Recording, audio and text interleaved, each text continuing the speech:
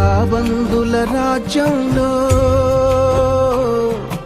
రాకాసుల మూకల్లో ఎలా ఎలా ఏడ బతకగలవమ్మా ఎగిరిపోవే ఆడికైన కోయిలమ్మా ఎలా ఎలా ఏడ బతకగలవమ్మా ఎగిరిపోవే ఆడికైన కోయిలమ్మా